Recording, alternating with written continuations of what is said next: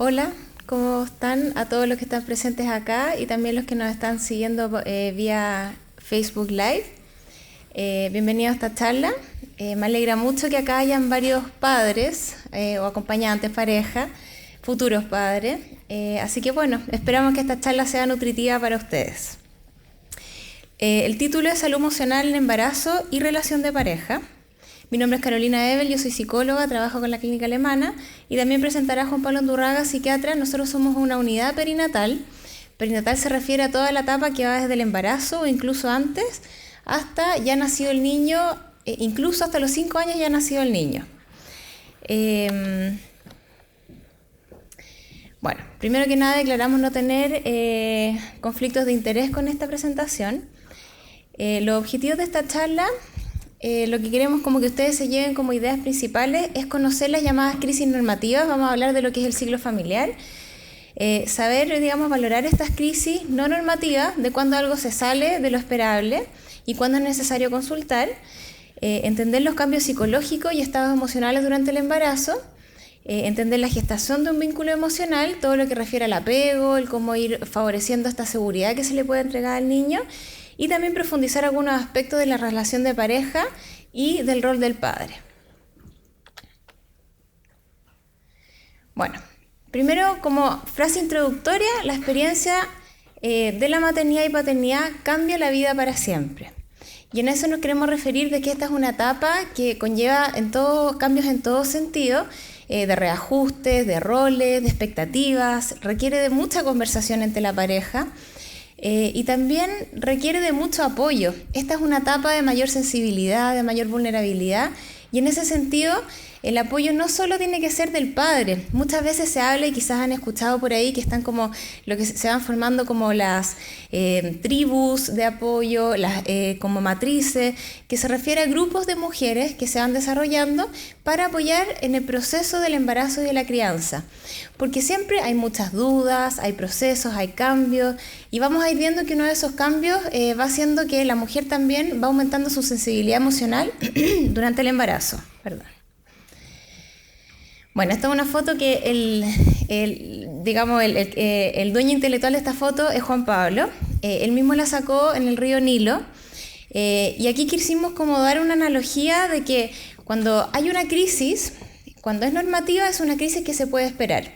Y en Egipto, durante milenios, el río Nilo en cierta época se inunda y llega incluso a desbordarse, digamos, inundando casas, cosechas. Pero esta es una crisis que es esperada, porque en el momento en que se inunda también genera la fertilidad de los campos y los ayuda a poder subsistir en el día a día. Entonces, lo que queremos graficar con esto es que las crisis, cuando son normativas y nos podemos preparar y anticipar, son momentos de mucha fecundidad, de que podemos sacar muchas cosas positivas. En cuanto al ciclo familiar, vamos a ir viendo que existen distintos momentos que van a ser como crisis. ¿Por qué? Porque se generan cambios. Lo que hace distinto una crisis de que sea como o un evento más traumático o menos es cuando uno se puede anticipar a estas crisis. Y en ese sentido, el conocer que existen estas crisis, que las vamos a ver ahora, que pueden ser distintos hitos del proceso familiar, estas son en relación a la familia, nos permite ir anticipándonos y nos pone en una disposición desde ya de prepararnos a poder fertilizar, digamos, el terreno de lo nuevo que va a pasar. En cuanto al ciclo vital familiar, primera crisis es la formación de pareja, donde tenemos que empezar a hablar de un nosotros, donde hay todo un tema de reajuste de las familias, del entorno, de cómo nos vamos a ir incorporando como pareja y vamos también a ir incorporando a la familia extensa. Y después, con el primer embarazo, se genera otra etapa, que es la crianza inicial de los hijos.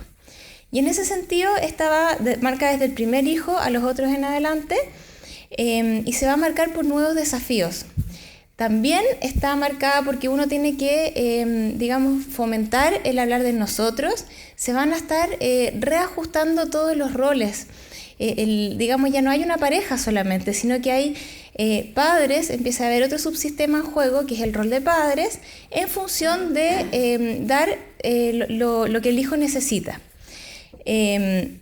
Entonces los padres tienen que reorganizar todo su sistema y renegociar incluso todo lo que tiene que ver con la relación sentimental que recién se estaba formando, la relación sexual. Van a haber cambios con la llegada de este hijo en relación a las necesidades que puede tener cada uno. Entonces es un proceso de adaptación.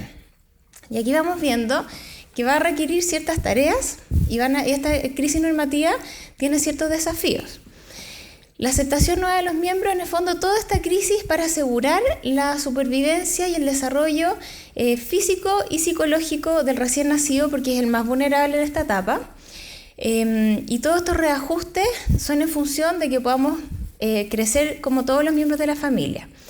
Va a ser un desafío la satisfacción de las necesidades y estar atento a las demandas del infante, y aquí la madre va a ocupar un rol muy importante inicial, en donde va a tener que estar volcada en la relación con el infante para asegurar esa supervivencia física y emocional, ¿cierto? Y aquí el padre también es el que va dando este rol de protección y que puede entregar seguridad física, económica y también emocional para que esta día se pueda desarrollar de la mejor manera posible. Va a ser siempre un desafío a lo largo de este proceso mantener la unidad conyugal, porque en la medida que se ha instalado una relación de pareja y en un ciclo familiar, aunque no todos los hijos vengan a una familia, pero sí gran parte, y estamos hablando en relación a la familia, en la medida que se mantenga la unidad conyugal, eso también va a marcar cómo se relacionan los hijos, o sea, todos los hermanos entre medio, y digamos, esa preocupación es la que define todas las metas familiares.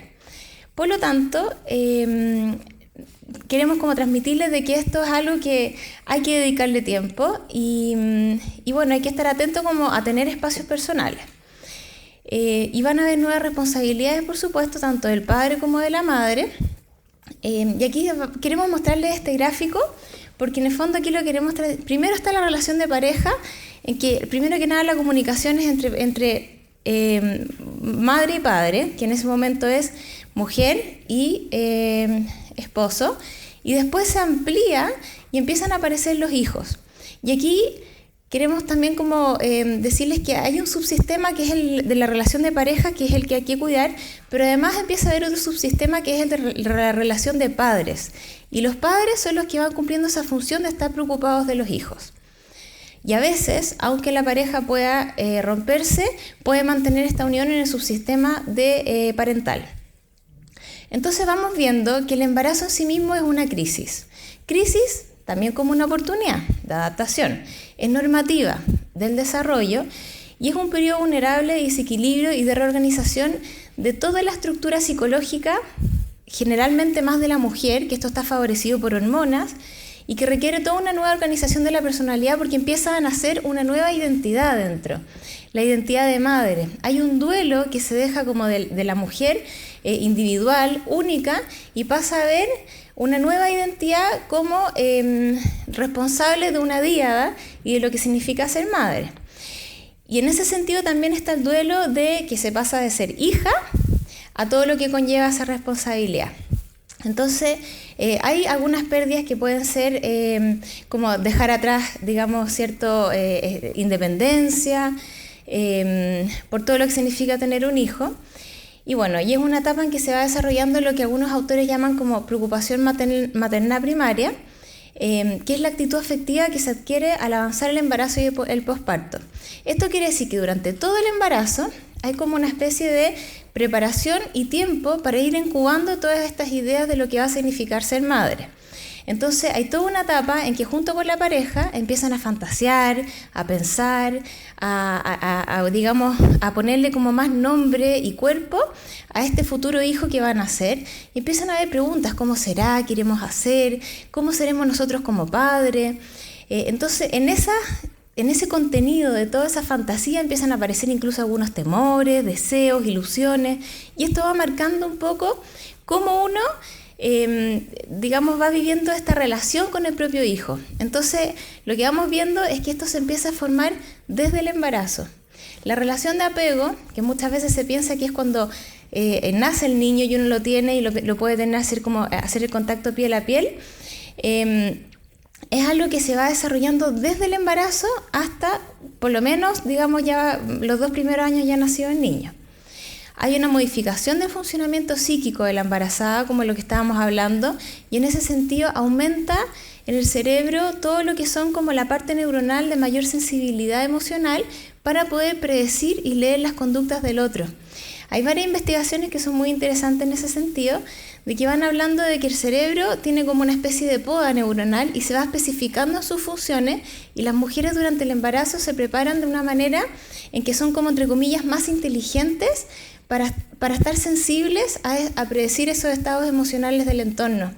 Entonces pasa que pequeños gestos, caras, actitudes de personas que están alrededor se vuelven más significativas. Por eso es que es un periodo más vulnerable emocionalmente, pero todo esto es en función de asegurar la supervivencia del niño, tanto física como psicológica. Entonces es parte de un proceso adaptativo.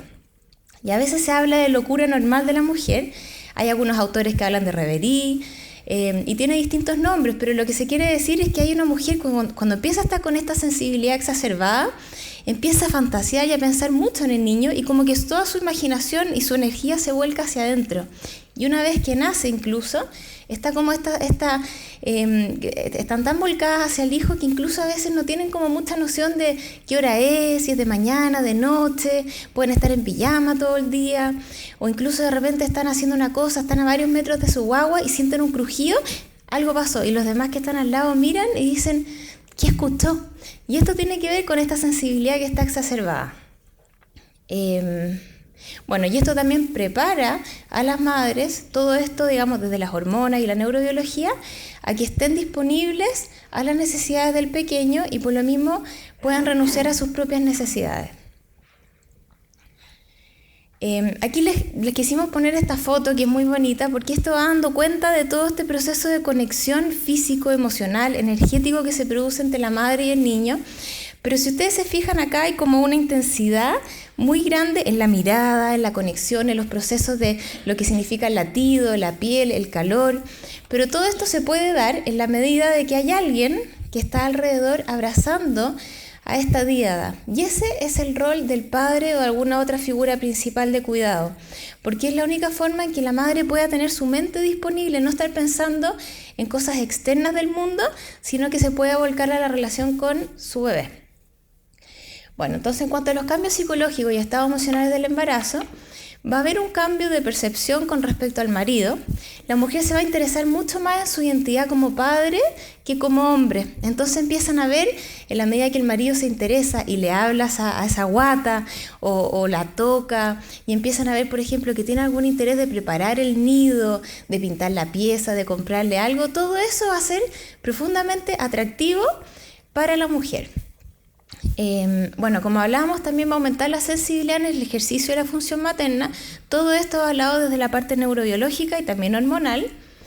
Y también, bueno, esto se va a ir dando, lo vamos a ir viendo, pero en la medida que uno va sintiendo toda esta relación con el feto, que puede ser a través de los movimientos fetales, de las ecografías. Bueno, y aquí va pasando algo también como que es muy interesante, que la gestante va a necesitar regresar de alguna manera a sus recuerdos infantiles. Y esto quiere decir que durante el embarazo también empiezan a surgir, como quizás más consciente o menos conscientemente, generalmente es muy inconsciente, todo lo que tuvo que ver con la relación materna propia. El cómo yo fui criada por mi madre, cómo fue mi mamá, si estuvo presente, si fue sensible. Entonces uno empieza como a repasar todo esto y empieza a repasar su propia infancia, y eso va a ayudar a que en el fondo uno, o como padres, en la medida que podemos hacer este proceso y este trabajo, podemos empatizar mejor con lo que significa ser niño, con lo difícil que es ser niño, tener hambre, tener necesidades, querer atención de un adulto, y por ejemplo cuando alguien no está disponible, o lo rico que es cuando hay alguien que está disponible, que acoge, que invita, que ayuda a explorar. Entonces esto nos va a permitir empatizar con el niño y con sus necesidades, de manera que podamos asegurar, ojalá, este proceso de adaptación del niño.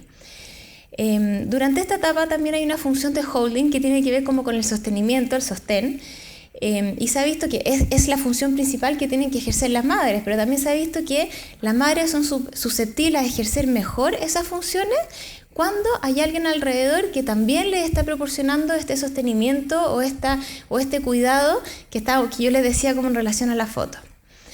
Y bueno, durante todo este proceso, que sabemos que es momento de cambios, de incertidumbres, de redefinición de roles, etcétera, una de las cosas más importantes para poder adaptarse bien es la expresión de todos estos conflictos en relación a cómo fue tu mamá, yo quiero imitar esto, no quiero imitar esto, por ejemplo, mi mamá, qué vamos a hacer cuando llegue, cómo nos vamos a adaptar. Y todo esto va a favorecer la resolución de los mismos. Y en ese sentido, las expectativas de la pareja en este proceso no se pueden adivinar. La única forma es a través de la conversación. Y aquí pusimos esta imagen, que es como hay alguien que está ayudando a desenredar el carrete de todo este hilo, de todas estas cosas que pueden estar pasando más o menos consciente en este proceso de embarazo, que es una etapa como de incubación. O sea, hay que aprovecharla porque es una etapa como especial para poder prepararse en todas estas conductas de maternaje que después se necesitan y paternaje también. Bueno, entonces, como hablamos, el embarazo es un periodo especialmente sensible y apto para el abordaje de las dificultades emocionales que puede presentar la mujer. ¿Y a qué me refiero con esto? Hay algunos autores incluso que hablan como de transparencia psíquica. Yo sé que es un concepto difícil, pero lo que les quiero transmitir es que cuando empiezan a surgir estos conflictos o temas que tienen que ver con la propia vida, infancia, expectativa, y uno los puede conversar con otra persona, es como que se abre una oportunidad de poder revisar aspectos personales. Y a veces, si es que hay algún conflicto, es un momento muy apto para hacer, por ejemplo, alguna psicoterapia, porque se ha visto que en el proceso del embarazo y el proceso del puerperio es más rico en que se puede avanzar más rápido que en cualquier otra etapa de la vida. ¿Por qué? Porque las cosas se abren y esta sensibilidad está exacerbada. Entonces, ¿cómo? El desafío es revisar, en ese sentido comprender y asumir la propia historia vincular. A veces hubieron carencias, uno puede tener una opinión más crítica, durante el embarazo, y esto ya aumentar la conciencia y empatía con el hijo. Y también en el fondo necesitamos hacer una tarea que es poder identificarnos con un rol maternal, que esto va a estar en nuestra propia historia con nuestra madre, y a veces hacer ciertos duelos o conciliaciones que van a permitir esa identificación, cosa de poder tener esta imagen y esta confianza de que yo voy a poder llevar bien a cabo el rol maternal. Y en ese sentido, si la infancia fue grata, este recuerdo permite imaginarse cómo será la infancia del bebé en camino. Y a veces esto es como una especie de marcador. A veces hay algunas embarazadas que les resulta más fácil hablar sobre su propia infancia y sobre lo que esperan de sus hijos, ¿cierto? Y empiezan y se conectan con el bebé y pueden soñar y están como más metidas en todas estas ensoñaciones de lo que va a significar convertirse en madre, y para los padres de lo que significa convertirse en padre. Y esto va hablando de que probablemente hubo una mejor infancia.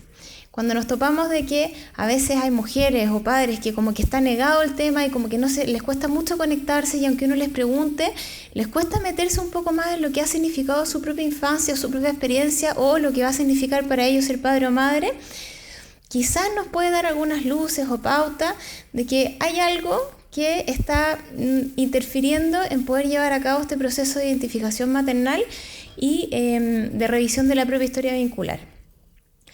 Bueno, y en relación a poder desarrollar este proceso, esto va a evitar que se repita el trauma, porque en el fondo el trauma va a estar, se ha visto que padres, por ejemplo, que han tenido experiencias traumáticas, no repiten estas experiencias con su hijo en la medida que han tenido algún proceso de elaboración y de que no usan defensas. Nosotros en salud mental usamos como la terminología de defensa cuando uno se angustia frente a algo y tiene que tomar una actitud, y esta defensa puede ser la evitación. Eso quiere decir que yo evito el tema, o la negación. No, esto para mí no es tema, a mí no me pasó, yo tuve una cosa súper idealizada, mi vida, mi infancia, o la represión o la desconexión. Entonces, por eso les digo, en la medida que uno puede acceder a poder conectarse con este ser y lo que va a significar el proceso de maternaje y paternaje, habla de que en el fondo uno no va a repetir los propios traumas. Bueno, todos estos cambios psicológicos, a modo de resumen, podemos decir que son estos puntos. ¿Y cuál va a ser la meta? Y esto es el énfasis a asegurar el desarrollo de un hijo querido, seguro y sano. Y vamos a ver por qué es tan importante el tema de la seguridad.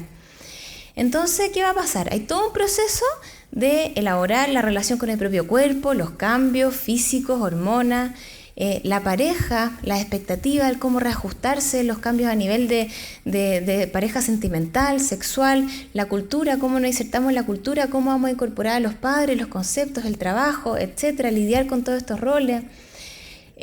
Como les hablaba, esto como a nivel más inconsciente, la relación pasada con la propia madre, que es otra variable, el cómo uno se identifica como un hijo. Toda esta expansión de la identidad, que de repente, de un día para otro, en el momento del parto, nunca más uno es como uno solo en la vida, sino que se produce un cambio en que uno es uno con un hijo. Y siempre va a tener que incorporar esta identidad, yo soy padre o madre. Bueno, y reconocer el hijo como parte de sí mismo y también distinto es un desafío. En ese sentido, el hijo obviamente va a ser alguien al cual uno está muy cercano y hay mucho proceso como de poder interpretar sus conductas, pero también un desafío es poder verlo distinto a todo lo que es mi propia historia y mi propia expectativa. Es dejar esa ventana abierta de que el niño pueda mostrar sus propias características y su propia identidad a lo largo del desarrollo. Y esto también va a ser un desafío, que es desarrollar la representación flexible del hijo por nacer. ¿Y a qué me refiero con flexible? Porque, a ver, todas estas representaciones, lo que yo les estaba hablando, que son estas ensoñaciones, que uno se imagina o fantasea, a veces se pueden convertir en rígidas. Y en la medida que son más flexibles, es decir, uno tiene como una amplia gama, es decir, ojalá sea de esta manera, me gustaría que fuera, no sé, si es hombre, bueno para el fútbol, pero bueno, también podría ser quizás bueno para otros deportes. En la medida que sea más flexible, la adaptación a reconocer a ese hijo tal cual como es va a ser mucho más fácil. En cambio, cuando uno se arma expectativas muy rígidas, por ejemplo el parto, y a veces se da, yo quiero un parto de tal forma, voy a preparar con tales expectativas, etcétera, etcétera, etcétera, se pueden dar situaciones que no son exactamente como uno hubiese pensado o hubiese querido. O de repente uno empieza a soñar que el hijo va a ser, no sé, rubio, con ojos de tal color, y de repente resulta que puede salir el pelito de otro color. Entonces necesitamos que estas representaciones sean flexibles para que esta adaptación sea, ojalá, lo más favorable posible. Bueno, y todo esto, como les decía, para asegurar un vínculo emocional sano y seguro con el recién nacido, que eso básicamente es lo más importante.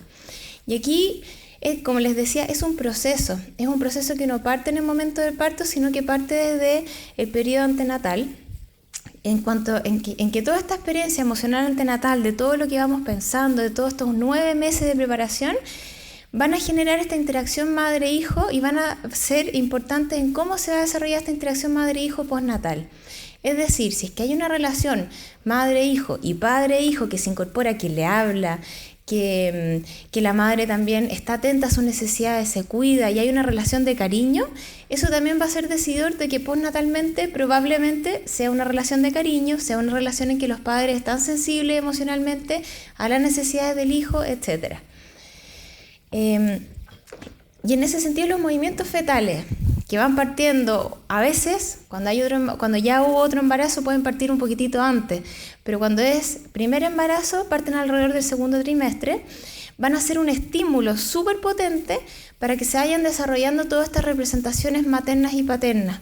Porque en la medida que uno lo empieza a sentir, ya es inevitable empezar así como a pensar, una patada, ¿cómo será? Uno le empieza a poner personalidad, le gusta el dulce, es goloso, va a ser activo, duerme bien, duerme mal. Entonces uno empieza a generar todo este proceso de ensoñación que va a dar cuenta un poco de todo lo que son los temores internos. Entonces, digamos, el contenido de todo eso que vaya apareciendo nos va a ir dando pistas de todas estas cosas que estamos hablando, que es parte de lo que tenemos que ir resolviendo. Y ahí hay algunas preguntas que nos vamos haciendo. ¿Cómo seré como madre y como padre? ¿Podré calmarlo? ¿Tengo esa sensación de seguridad interna que viene ya con el propio maternaje, de que yo voy a poder resolver las cosas con mi hijo o mi hija? ¿Qué cosas haremos juntos? ¿Qué vamos a disfrutar? ¿Iremos al parque? Etcétera. Y también a veces el padre o algún cercano puede estimular esto con las madres o los padres. Por ejemplo, con preguntas, ¿cómo te gustaría que fuera tu futuro bebé? Porque esto nos va poniendo en posición de cuáles son nuestras expectativas. ¿Cómo te lo imaginas? ¿Cómo será de personalidad? Entonces, todas estas preguntas van a favorecer este vínculo antenatal. Y aquí les queremos hablar de lo que son la evolución de las representaciones fetales maternas. Hay todo un proceso que va evolucionando desde el tercer mes en el fondo, cuando el médico ya dice que hay una viabilidad del embarazo. Comienza un proceso imaginativo, pero es más paulatino. Puede estar presente como puede no estar presente, pero sí, digamos, empieza a haber un ensoñamiento: soy mamá, ¿qué significa esto? Soy papá. Alrededor del cuarto mes empieza a ser más real la experiencia del feto, porque esto va acompañado de las ecografías. Entonces empezamos a ver una foto y resulta que tiene manitos y tiene nariz. Y además algunas madres pueden percibir estos movimientos antes y que van activando estas representaciones fetales maternas a través de pensamientos, fantasías, todo lo que hemos hablado. Entre el cuarto y el séptimo mes ya esto da más rienda suelta. ¿Por qué? Porque ya empieza a haber más guatita, entonces empiezan a haber como más signos físicos del embarazo, además de que hay mayor cantidad de todos estos estímulos que van aumentando esta relación con el bebé. Y a partir del octavo mes pasa algo muy curioso, ya que esto tiene que ver con esto de asegurar la supervivencia y la aceptación del niño. Estas representaciones fetales maternas y paternas es como que van aumentando hasta el octavo mes. Y desde el octavo mes empiezan a disminuir. ¿Por qué? Porque después empiezan a haber otras preocupaciones: el parto. El parto, cómo va a ser, el doctor, qué tipo de contracciones voy a sentir, entonces cómo las reconozco. Y uno empieza a prepararse para el parto cuanto antes no ha sido tema. ¿Y esto por qué es así? Porque el cuerpo, la biología, nos prepara emocionalmente. Porque si nosotros tuviéramos estas representaciones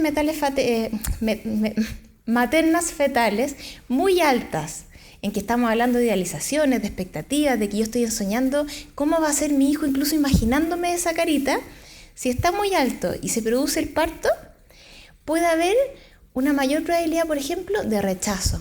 Si es que el niño es muy distinto a como yo tengo esta expectativa o como yo lo he fantaseado, o si el parto es muy distinto a lo que yo me he preparado. Entonces empiezan a disminuir en el último mes, cosa de que uno esté más abierto a aceptar al niño tal cual como es. Y aquí contarles que hay muchas investigaciones, y esto es un resumen de conceptos que les queremos transmitir, de la evidencia que se va descubriendo de que el feto, es decir, el bebé que está en desarrollo, aunque a veces feto puede ser un poco despectivo, pero es técnico, tiene vida psíquica. Y hay algunos estudios que se dicen que alrededor del sexto mes ya hay función REM. Eso quiere decir como esta capacidad de ensoñación. Cuando uno sueña y va produciendo sueños, es sueño REM. Y al parecer en los niños en gestación se ha podido descubrir ese tipo de procesos mentales. También hay una investigación que es muy bonita, que habla de un cuento en que se hizo un estudio en que a las madres se les pidió durante el embarazo que todos los días le contaran el mismo cuento a su bebé que estaba en gestación. Y después, una vez que nacieron, inventaron como una especie de máquina que es un succionómetro. Eso quiere decir que una especie de chupete que podía contar por minuto cuántas succiones hacía el bebé. Entonces pusieron el ejemplo de que a todos los bebés que midieron les ponían el cuento leído por la madre en el embarazo, y se vio que los niños en ese sentido se adaptaban y empezaban a succionar más veces para escuchar el cuento que había leído la madre del embarazo. Y si succionaba menos veces que un promedio, que cada niño tenía promedios distintos, le ponían un nuevo cuento también leído por la madre. Pero todos los niños del estudio aprendieron a succionar más. Eso quiere decir que lo que buscaban era que escuchara el mismo cuento que la madre les leía durante el embarazo. Y este mismo estudio lo hicieron al revés después. Dijeron, desde el promedio, si es que el niño succiona un poco menos, le ponemos el cuento leído por la madre durante el embarazo, y si succiona más, le ponemos un cuento nuevo también leído por la madre. Y todos los niños aprendieron a succionar menos para escuchar el cuento que la madre le había leído en el embarazo. Entonces eso nos va dando pistas de que el niño reconoce y está atento a los estímulos externos. También se ha visto en ratitas que cuando se ponen las ratitas en un ambiente enriquecido con juegos, con rueditas y con pelotitas y cosas, las ratitas que nacían de las madres que estaban en un ambiente enriquecido eran después más hábiles en resolver los laberintos que las ratitas de madres que habían estado en ambientes menos enriquecidos. Ellas eran menos hábiles en resolver los laberintos. Bueno, también Spell y otros autores han visto en el fondo de que en la medida de que van combinando sonido y vibraciones, hay como una comunicación con el niño en el embarazo a través de pataditas. También hay algunos estudios que se hacen a través de musicoterapia, que en la misma ecografía se pone algún instrumento y el niño en la ecografía se ve que se orienta hacia un lado. Y si se corre al otro lado, el instrumento, el niño en la misma ecografía se orienta hacia el otro. Bueno, en ese sentido, toda esta interacción que tiene la madre con el feto, que está mediada a través de hormonas, en la medida que es armónica, es decir, que está que prima el placer, la soñación, la idealización, las cosas como positivas, va a favorecer el sistema opiáceo, endorfinas, etcétera, lo cual favorece todo proceso de desarrollo neuronal también en el feto. Y cuando hay una interacción disarmónica, va a favorecer hormonas que estimulan el cortisol y sustancias del estrés, que eso incluso puede llegar a afectar la arquitectura cerebral de un niño antes de nacer, en el embarazo. Bueno, y también se ha visto la interacción padre-bebé está caracterizada por ciclos más amplios, que eso lo va a hablar Juan Pablo un poco más en detalle, y que los padres tienen un rol en que incentivan al niño a hacer actividades novedosas y distintas. Y la madre tiene un rol en que tiene como, está más puesta en el contacto piel a piel. Bueno, esta foto la saqué yo y les quería contar que esta es una foto de un niñito prematuro en la UCI neonatológica. Y es bien bonita porque esto es lo que pasa. Y esta es una frase que saqué de Bowlby, que es de los primeros que habló del apego, que lo estudió en primate. Y dice, es una suerte para su supervivencia que los bebés estén hechos por la naturaleza de tal modo que seducen y esclavizan a sus madres. Y claro, porque los niños ya están equipados de muchas herramientas. ¿Y cuáles son esas herramientas? El llanto, la sonrisa, la mirada, la búsqueda de mirada, los intentos de balbuceo, todo eso atrapa a la madre o al padre y de alguna manera lo esclaviza para asegurar su supervivencia. Y esos son recursos de los niños. A ver, en relación al desarrollo psicosocial, esto netamente les quise poner como este esquema, igual que el otro del ciclo vital, en que hay distintas etapas. Y en el proceso de infantil, de 0 a 2 años o 0 al año y medio, la crisis psicosocial y lo que se tiene que lograr, ojalá sí o sí, es la confianza básica versus la desconfianza básica. Porque eso va a generar como virtud la esperanza y la fe en el niño. Porque básicamente lo que estamos hablando es el apego. En la medida que uno da seguridad, hace que el niño tenga cierta expectativa de su mundo.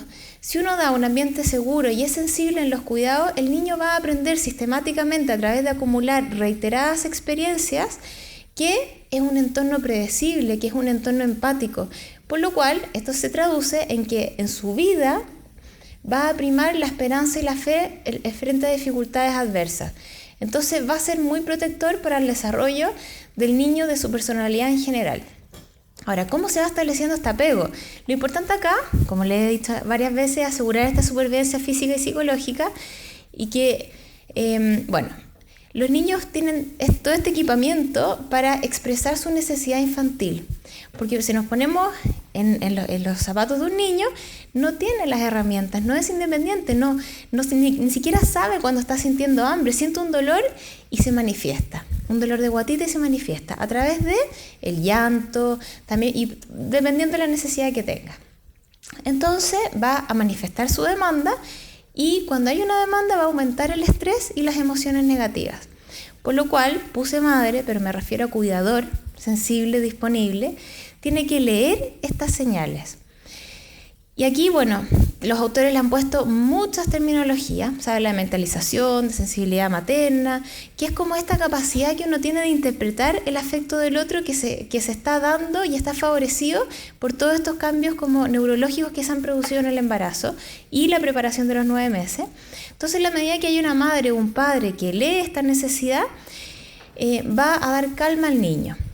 Y en la medida que sea esta respuesta pronta y adecuada a la necesidad del niño, eso quiere decir que no hay un espacio de dilatación muy grande de tiempo, porque después ya la conducta pierde sentido, el niño ya se desregula y estamos en otra cascada, digamos que es una cascada de estrés. Pero si es que esta respuesta es pronta y adecuada, va a dar sensación de seguridad y va a aumentar las emociones positivas del niño. Y esto si se va repitiendo permanentemente en interacciones, va a generar este ciclo virtuoso en que el niño incorpora una sensación de seguridad en su entorno. ¿Qué pasa cuando falla esta sintonía? Y que a todos nos puede pasar, y en ese sentido les quiero recalcar que hay un concepto que tiene que estar muy fijo en la mente de ustedes, que los niños no necesitan madres ni padres perfectos. Eso no existe. Necesita madres y padres suficientemente buenos. Eso quiere decir que todos se equivocan o nos equivocamos en el proceso de interpretar.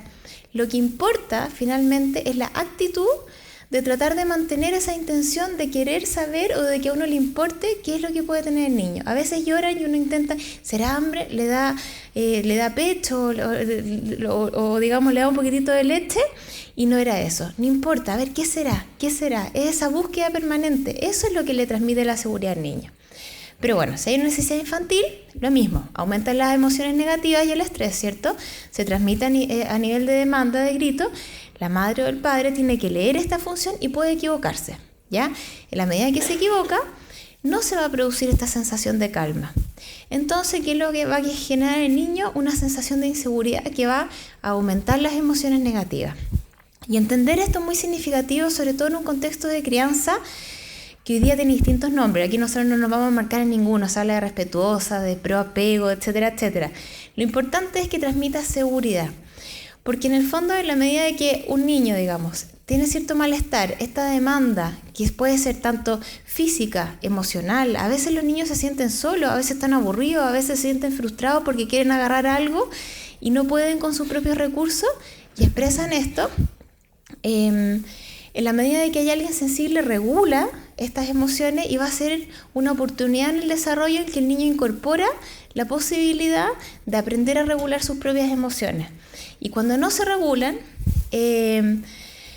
lo que les quiero transmitir en el fondo es que acá lo que queremos evitar es que muchas veces está el concepto de que los niños manipulan o hay que acostumbrarlos a que no lloren. Y eso en el fondo, un niño que mientras más chiquitito sea, no cuenta con los recursos necesarios para autorregularse ni para satisfacer sus demandas. Ni siquiera entiende qué es lo que le está pasando. Entonces, cuando uno reacciona de manera sensible, pronta y adecuada con un niño que está expresando una demanda, lo que está haciendo es darle tranquilidad y calma y permitiéndole que vaya incorporando estrategias como para poder regularse. Esto también puede ser paulatino, porque yo sé que muchas veces me toca que los papás me dicen, bueno, pero tampoco queremos malcriar. Acá el concepto es, mientras más chiquitito, más rápido hay que actuar. Y mientras más va creciendo, los papás y la mamá van teniendo esa sensibilidad que es propia de los padres, que saben cómo reconocer cuando un hijo puede aguantarse un poquitito más, cuando se le puede pedir un poco más. Entonces, confiar en eso.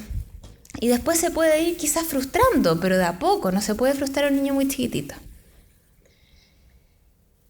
Todo este proceso del apego, de formar el apego, ¿para qué está? Porque en la medida que uno está tranquilo, es recién cuando el cerebro y la actitud emocional se abre a la exploración y al aprendizaje y al desarrollo de la autonomía. Si uno está muy angustiado, no tiene cabeza para poder aprender. Si uno está preocupado de que la mamá esté, de que no se vaya, de que no vaya yo a quedarme solo, por supuesto que no voy a estar preocupado de jugar, de hacer el encaje y de poder explorar el entorno de manera segura. Entonces, digamos, el dar una seguridad, una base segura en el apego, al niño también le permite explorar y facilitar la autonomía. Y esto es como paradigmático, porque a veces se piensa, uno tiene como esta expectativa compleja de que se piensa que mientras más apego se le da, entre comillas, más pollerudo o como más dependiente va haciendo un niño. Y esto es totalmente lo contrario. En la medida que más seguridad se da a un niño, el niño va a ser más autónomo y va a poder explorar mejor su entorno. Y en todo este proceso, digamos, en el rol de ser padres, de adaptarse a todos estos cambios, está el concepto de lo que es la autoeficacia parental, que eso se refiere a la propia percepción de las herramientas como madre o como padre para poder satisfacer las necesidades de un hijo. de manera competente y efectiva, ¿cierto? Y en ese sentido se ha visto que mientras más altas sean estas autoeficacia maternal o paternal, va a estar relacionadas con conductas maternales y paternales más positivas. Y cuando esa percepción de que yo puedo o no puedo es más baja, está más relacionado con mayor depresión maternal, con alto estrés parental y a veces la percepción del niño como difícil, como que este niño es tan difícil. Y probablemente tiene que ver con que esta autoestima materna y paterna es la protectora para poder como absorber estas demandas del niño de una manera más flexible y sin verlas como amenazantes. Y también se asocia a mayores problemas conductuales en los niños. Entonces, al ir logrando progresivamente esta confianza en el rol, la madre y el padre van a disfrutar de un sentimiento como de valía fundamental que va a ser protector en todo el desarrollo y la formación de lo que significa asimilar y convertirse en padre y en madre. En relación a lo que estábamos hablando, ahora Juan Pablo va a profundizar un poco más en lo que es el rol del padre y cómo se incorpora en este proceso. Hola, yo soy Juan Pablo Undurraga, soy psiquiatra. Nosotros quisimos hacer esta charla de a dos personas, digamos, los dos trabajamos en la unidad de salud mental de aquí de la clínica y quisimos hacerla a dos también porque uno tiene los conocimientos teóricos y eso, pero también uno tiene un rol, digamos, y los dos, yo tengo un rol paterno, y la Carolina tiene un rol materno, y en cierta medida uno puede hablar desde la teoría, pero también uno trae una cosa práctica, y entonces quizás si uno pudiera hacer un resumen de lo que lleva la Carolina hasta ahora, o si la charla parara hasta aquí, quizás como la idea más importante yo creo, es que esta foto es una mentira, porque en realidad esto no va a pasar, y quizás va a pasar en algún momento solamente, pero esta es una pareja perfecta, digamos, con una guagua perfecta, un marido perfecto, una mujer perfecta, digamos, y en realidad esto no es así, porque los padres perfectos no existen, las parejas perfectas tampoco existen, y encima, digamos, aparte de que eso no existe, el embarazo es una crisis. El embarazo, el parto es una crisis, y es una crisis, como decía la Carolina al principio, para los que llegaron más tarde, es una crisis que se llama crisis normativa, que son las crisis que son esperables a lo largo de la vida, y es la crisis como un motor de cambio, es decir, una crisis que todos conocemos muy bien es la crisis de la adolescencia, ¿cierto? Los pavetes, digamos, se ponen rebeldes y se ponen más pesaditos, algunos mucho más que otros, digamos. ¿Y por qué? Especialmente con los papás. ¿Por qué? Porque es una manera de diferenciarse de los papás. O sea, una manera en que yo tengo de girar mi propia identidad, de ser autónomo, etcétera, etcétera, es tener esa crisis con los papás, con la familia, diferenciarme, ponerme el pelo punk o da lo mismo, digamos, lo que sea, digamos, ser diferente a mis papás, ¿no? Y esto también es una crisis, igual como también es una crisis cuando uno recién se empareja y empieza a vivir junto con una pareja y hay que equilibrar un montón de cosas, por ejemplo en la casa, ya mira, ¿quién se va a hacer cargo de esto? Yo me voy a hacer cargo de pagar las cuentas, tú hazte cargo de ir a comprar el pan, no sé, en fin, hay que tomar una serie de decisiones y acordar una serie de cosas, y no hay una manera de llevar una casa ni una manera de llevar una familia o una pareja que sea la correcta, digamos, una manera normativa, ¿no? Hay distintos tipos de pareja, hay distintos tipos de familia, entonces, y hay distintos tipos de padres también. Y lo último que quería decir en relación a este mismo tema es que está lleno de expertos, y van a ver, digamos, los que han sido papás ya alguna vez van a ver que está lleno de expertos en paternidad y en maternidad que le van a dar todo tipo de consejos que son absolutamente contradictorios, porque en la mañana llega la mamá y te dice, oye, mira, yo cuando era mamá le daba leche a mi hijo cada 3 horas y eso como hay que hacerlo, y después llega la suegra y dice, oye, pero ¿qué estáis haciendo cada 3 horas? Estáis locas, si eso no se puede hacer, no se puede dar cada 3 horas. Entonces después llega la amiga y dice, oye, ¿sabes que yo creo que esta boba está con hambre? Y le hagáis, y así va pasando, está lleno de expertos, y eso al final, lo que quiero decir con esto es que cada pareja tiene su estilo, cada pareja tiene su estilo de relacionarse, y cada papá tiene su estilo de ser papá, y cada mamá tiene su estilo de ser mamá, y no hay un estilo mejor que otro, pero requiere una flexibilidad y requiere un acoplamiento, que la única manera de hacerlo es hablarlo. Porque uno tiene ciertas expectativas de cómo va a ser padre, cómo va a ser papá, o cómo va a ser mamá, o cómo va a ser pareja, y el otro tiene otras expectativas que son diferentes. Y y quizás el momento ya cuando uno está, digamos, con falta de sueño y dando leche, qué sé yo, y durmiendo mal, quizás es un mal momento para empezar a preguntarse cómo queremos ser como pareja, o cómo nos vamos a repartir los roles, o cómo vaya a ser papá o cómo vaya a ser mamá. Quizás son temas que es bueno ir hablando desde esta época, porque además prepara el tema. Bueno, el rol del padre, entonces, uno de los temas del rol del padre es, como decía la Carolina, hacer de contención de la diada, ¿cierto? Facilitar la diada, facilitar esta relación que existe entre la mamá y el hijo, y nutrirla y hacerlo de la mejor manera posible. Los que ya tienen más hijos, o los que vienen de otra pareja que tienen hijos, en fin, también un rol es facilitar eso, ¿no? Es facilitar que el rol con este nuevo bebé, digamos, sea lo más fácil posible, lo más fluido posible, pero al mismo tiempo también ir poniendo los temas de cómo uno quiere relacionarse con el hijo, cómo uno quiere relacionarse con la pareja, o sea, también ir poniendo los temas de qué es lo que queremos en la repartición de roles, porque eso también es un rol del padre, digamos, y de la madre, es un rol de los dos miembros de la pareja, es empezar a definir cómo queremos relacionarnos y cómo queremos llevar la casa y cómo queremos criar a los niños y todas esas cosas que al final generan fricción y generan problemas en la pareja, y que eso, bueno, irlos comentando desde el principio. Ahora, esto viene desde los estudios animales. Hay un 5% de mamíferos que tienen el padre, el macho, digamos, participa en la crianza, más o menos un 5%. Y lo que se ve que el estilo de apego, es decir, el estilo de relacionarse con las crías, es diferente en el padre y en la madre.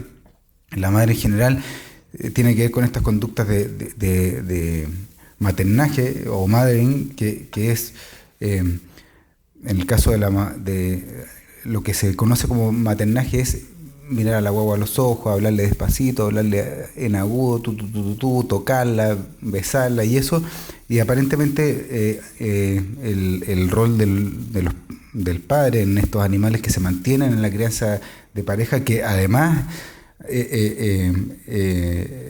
en los animales que mantienen tienen más posibilidades de sobrevivir, por ejemplo, algunos tipos de cisne o en fin. Y parece que en esto el padre está más orientado a las actividades estimulatorias, es decir, a salir de la cueva, ¿no? Y esto uno lo ve también los que han tenido hijos, los padres muchas veces, esto de nuevo, esto no es la norma, no es que aplique para todos los padres igual, pero se ve con mucha frecuencia, los papás tiran a las guaguas para arriba, digamos, o sea, o hacen cosas de ese tipo, o les pasan más juguetes, por ejemplo, y lo estimulan más hacia la exploración, hacia, entre comillas, salir de la cueva, ¿no? Por decirlo de alguna manera. Y la mamá, en cambio, tiene un estilo más de predictibilidad de las conductas, más de seguridad, eso. En relación a la regulación neuroendocrina, esto que se ve ahí es la oxitocina, que es como la famosa hormona del amor que aparece siempre en las revistas, digamos, que hablan de estas cosas. Pero obviamente esto es una cosa muy reduccionista. La hormona del amor no es lo único que determina eso, sino que son una serie de regulaciones neuroendocrinas y eso.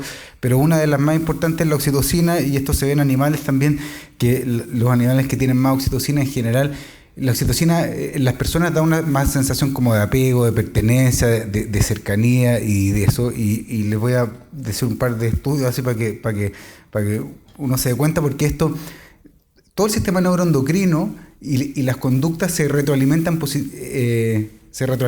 en un círculo, digamos, virtuoso que va creciendo. Como todos los sistemas biológicos tienen este feedback que se llama, que es que una cosa estimula a la otra y esta cosa vuelve a estimular y así un círculo, ¿no? Todas las cosas biológicas funcionan de esa manera.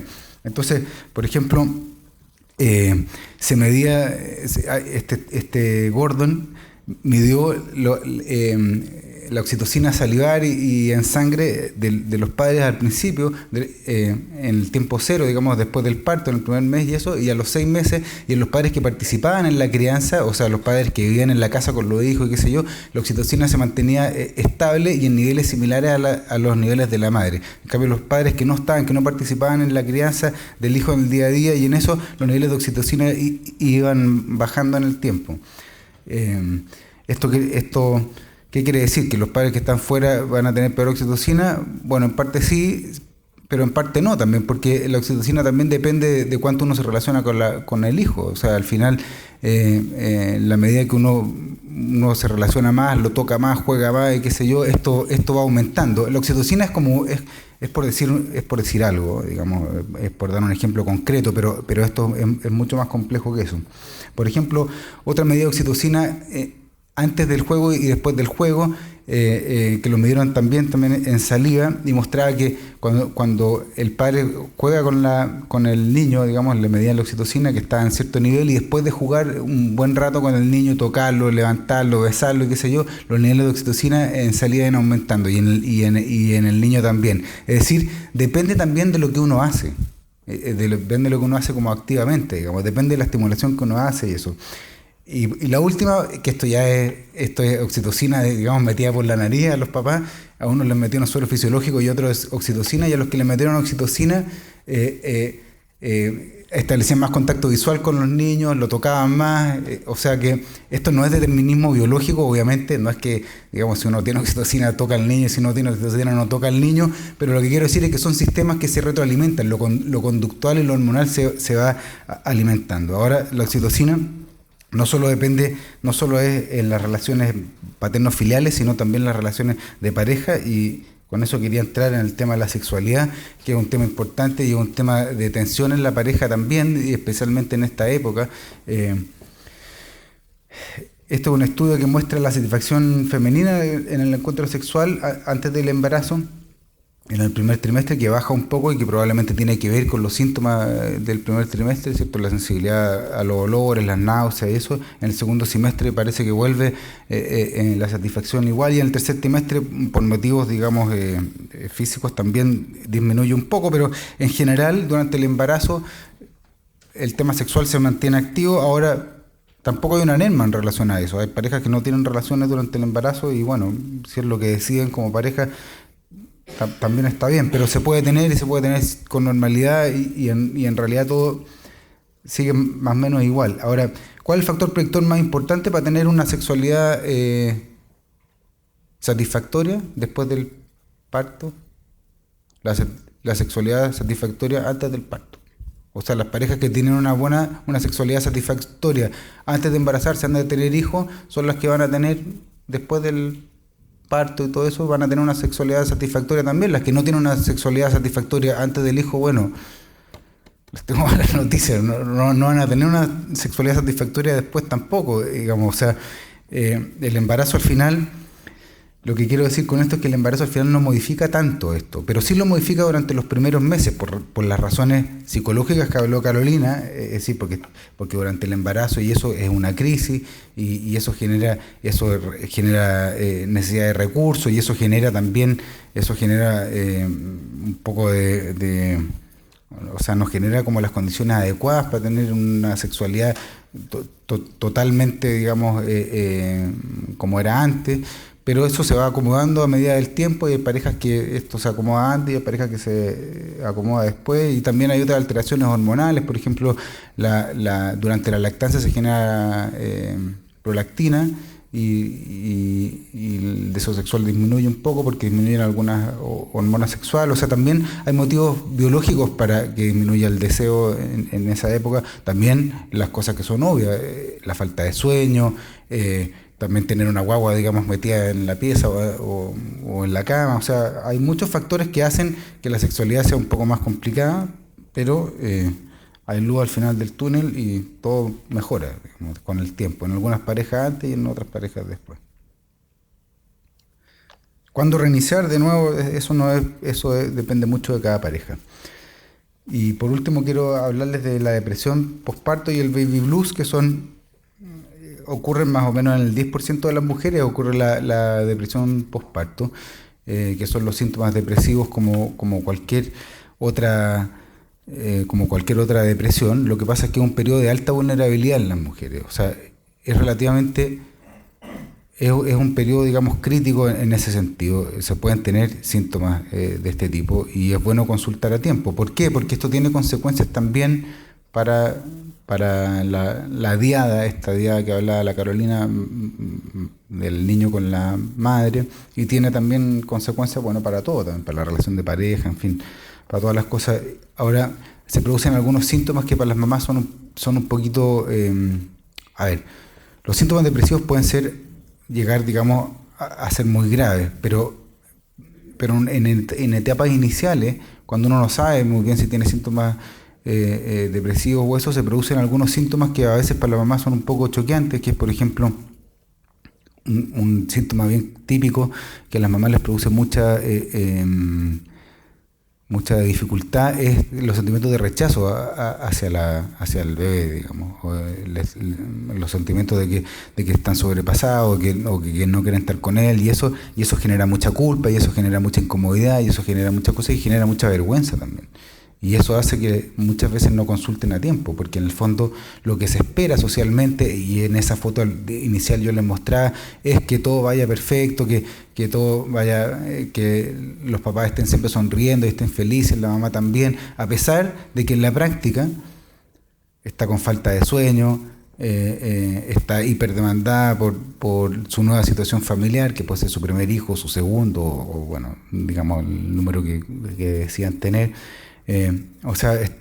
Está con cambios físicos, está con cambios hormonales, o sea, está con cambios en el rol social, con todos estos cambios psicológicos de los que hablaba Carolina. Es decir, hay altas expectativas sociales de que las mamás tienen que estar muy contentas, muy felices y eso, pero en la práctica hay algunas mamás que les pasan otras cosas, que tienen síntomas, que tienen cosas, y que esto les genera muchos sentimientos de inseguridad, les genera culpa, les genera...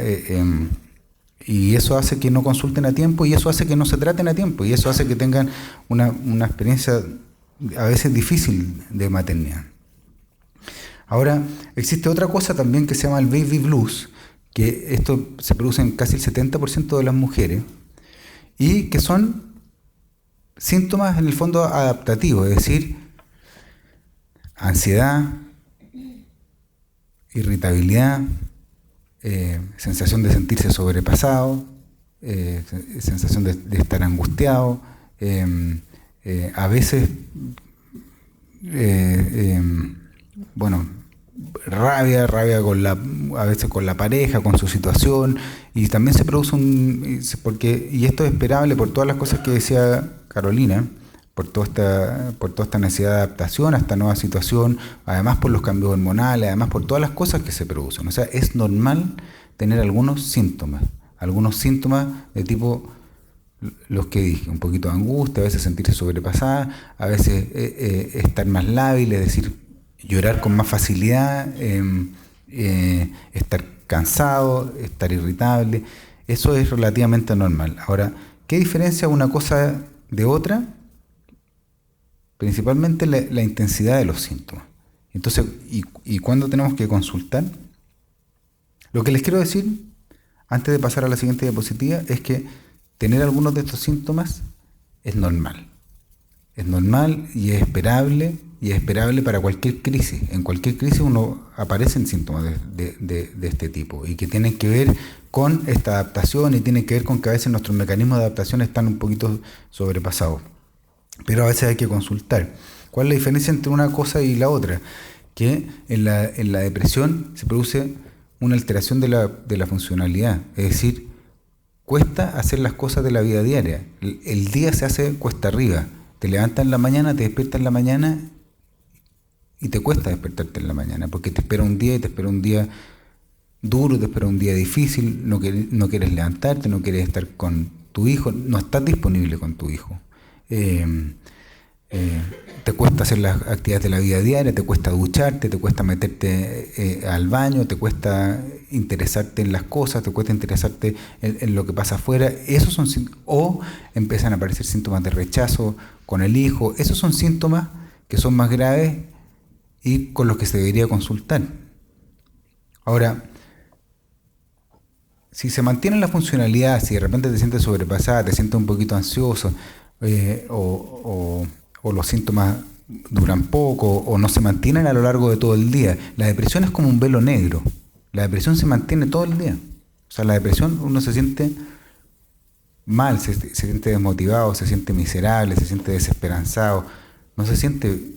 y esto se mantiene, es un sentimiento que se mantiene a lo largo de la mayor parte del día. Y ahí vale la pena consultar, o sea, de todas maneras, porque además son cosas que se pueden tratar, son cosas, uno puede hacer cosas que no necesariamente son farmacológicas para tratar estos síntomas. Y a veces también se necesita hacer intervenciones farmacológicas, dependiendo también de la severidad de los síntomas y eso. Lo importante es saber que esto puede aparecer y poder tratarlo a tiempo cuando aparece. Porque además, un tercio de las mujeres no son detectadas, es decir, tienen síntomas depresivos y no consultan, no se sabe, porque solamente un 10% de las mujeres que requieren atención reciben tratamiento. Y la mayoría de las mujeres tienen dificultades para distinguir si estas dificultades son normales o si requieren atención. Muchas veces cuesta consultar, cuesta preguntar. ¿Por qué? Por estas expectativas sociales, por la foto del principio, de la familia feliz, de los papás felices. Cuesta a veces consultar. Y cuesta por eso, por la presión a veces incluso desde la misma pareja. Oye, ¿qué te pasa? Te pasas llorando todo el día, si está todo bien, digamos, tenemos una casa, tenemos una guagua, yo tengo pega, ¿qué más? Pero en la realidad a veces eso no funciona, o sea, sí, porque la ecuación uno puede racionalizarlo y decir está todo bien, pero a veces las cosas no están bien y por dentro uno no se siente bien, y eso es bueno. No quiero asustarlos con esto, no quiero decir que esto es, pero en el fondo quiero sensibilizarlos con el tema de que puede pasar y que a algunas personas les pasa y que cuando pasa los síntomas son difíciles de sobrellevar, pero se puede llevar mejor y se puede tratar, y eso es lo importante al final. Otra cosa, los papás también pueden tener síntomas depresivos y síntomas adaptativos. O sea, las mujeres están en más riesgo por la otra serie de alteraciones hormonales y todo eso, pero los papás también. Y los papás a veces también tienen derecho a consultar y también a preguntar. Y a veces solamente activar la red y poder conversar con otros papás. O sea, el sistema privado, y aquí los sistemas privados en general de salud tienen un problema, que es que arman poca red. Si uno ve en el sistema público de salud en general, hay como actividades de acompañamiento de las mamás, entonces también de las parejas, quiero decir, de los padres. Entonces los papás muchas veces se conocen en el consultorio, se conocen en esta actividad y van haciendo red también con otros papás que están en una situación que es similar. Y eso sirve mucho, el apoyo también de pares, y ir preguntando, oye, ¿y a ti qué te pasa? ¿Y a ti cuando le dais leche qué te pasa? Oye, ¿y a ti qué te pasó durante el parto? No sé, ir compartiendo todas estas cosas. ¿Sabéis que de repente me siento sobrepasado, de repente no sé qué hacer, o de repente no sé cómo hablar con mi pareja sobre este tema? O sea, cuando uno arma una red de apoyo de personas que están en una situación similar, eso es súper valioso, y eso lamentablemente en los sistemas privados se da menos. Se da menos que en los sistemas públicos. Entonces, claro, hay gente que, por ejemplo, que es de regiones, que vive aquí en Santiago, que están trabajando acá en Santiago, o gente que es del extranjero, que están trabajando acá en Santiago y que tienen poca red, que tienen pocos amigos, que llegaron hace un año, hace 2 años, y no tienen con quién compartir estas cosas. Entonces es importante también poder apoyar las redes. Entonces, para prevenir todas estas cosas y para hacer una perspectiva un poquito más positiva de todo esto, ¿qué es lo que uno puede hacer? ¿Qué es lo que uno puede hacer en esta etapa? Primero, prepararse con antelación y hablar de las expectativas que uno tiene. ¿Cuáles son las expectativas que yo tengo como padre? ¿Cuáles son las expectativas que yo tengo como madre? ¿Cuáles son las expectativas que yo tengo como pareja? ¿Cómo a mí me gustaría que tú fueras papá? ¿Cómo a mí me gustaría que tú fueras mamá? ¿Cómo me gustaría que fuéramos como pareja? ¿Cómo me gustaría que criáramos a los hijos?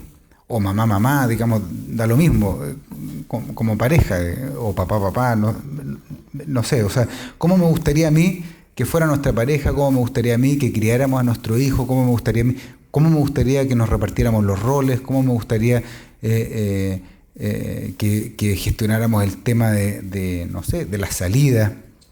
Porque también, y aquí un tema que la Carolina dijo en algún momento cuando vimos, porque hay un sistema que es la pareja y después eso se abre a los niños, pero el sistema pareja, en las parejas que siguen juntas, por supuesto, se mantiene también en la familia. Y es importante tener espacios para cuidar la pareja. Y así como uno va hablando y preparándose de esto también es bueno ir hablando de, oye, ¿qué vamos a hacer nosotros para mantenernos bien?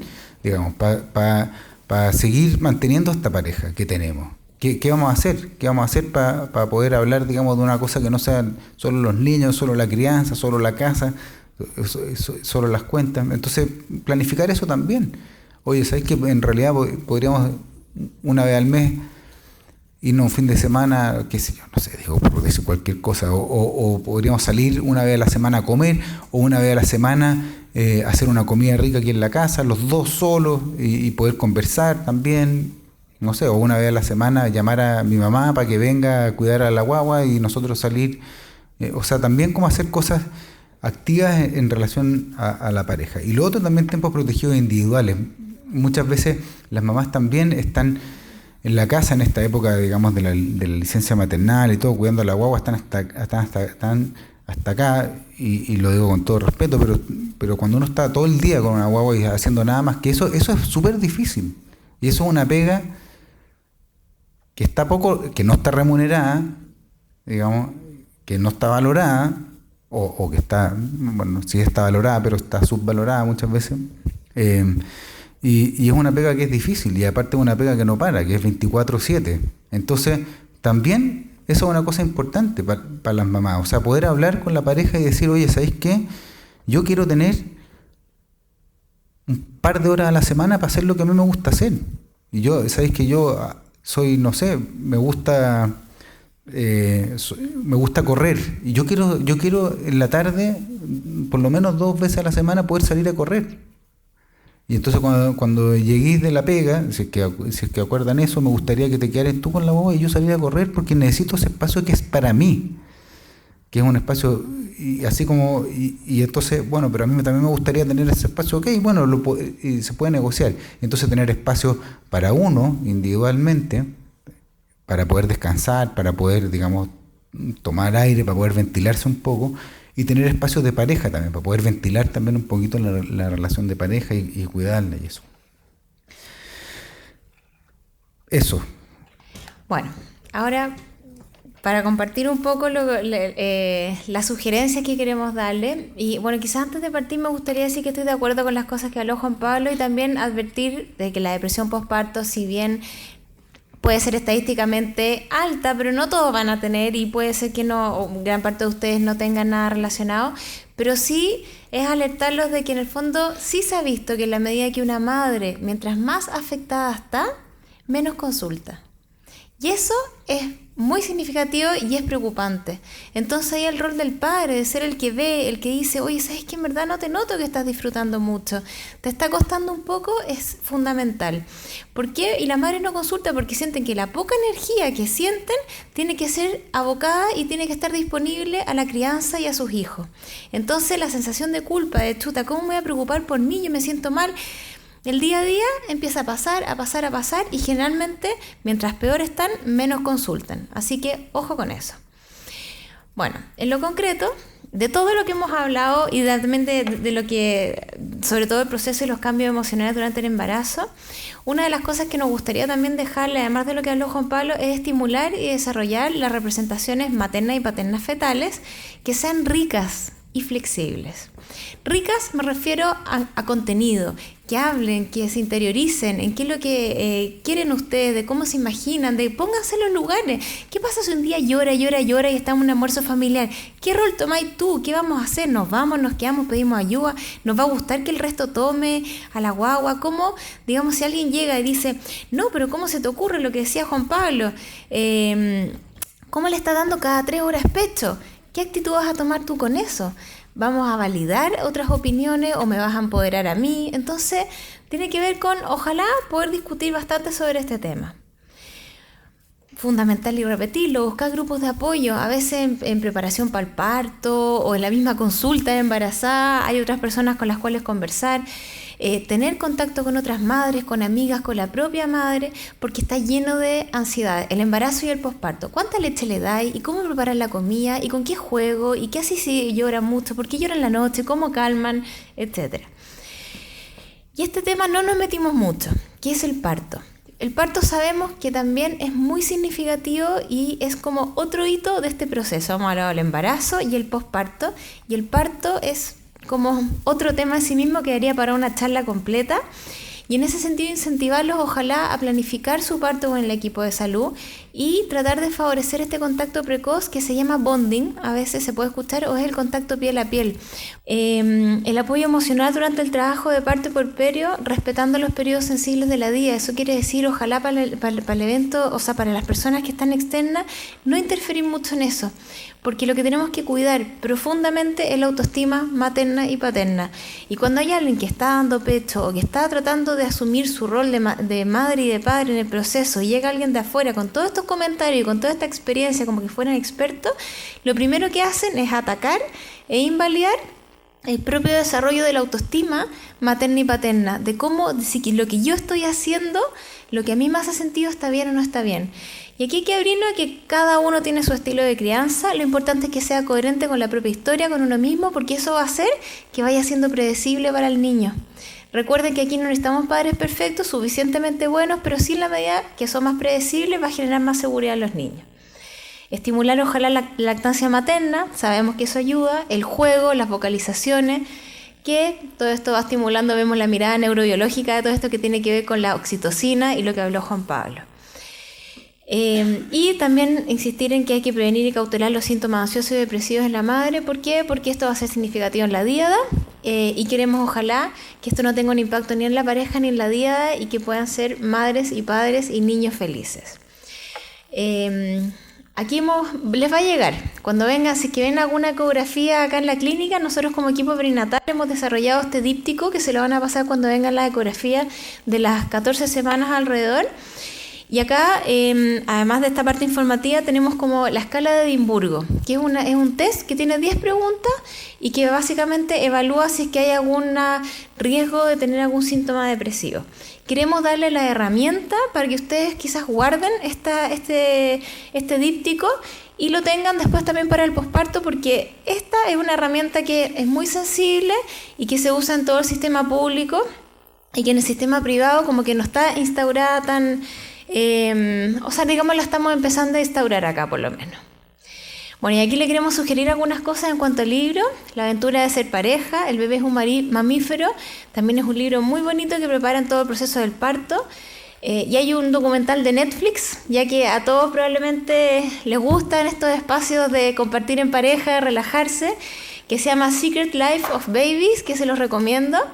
Es muy bonito y va hablando, en el fondo uno le ayuda a empatizar con la vivencia de ese niño.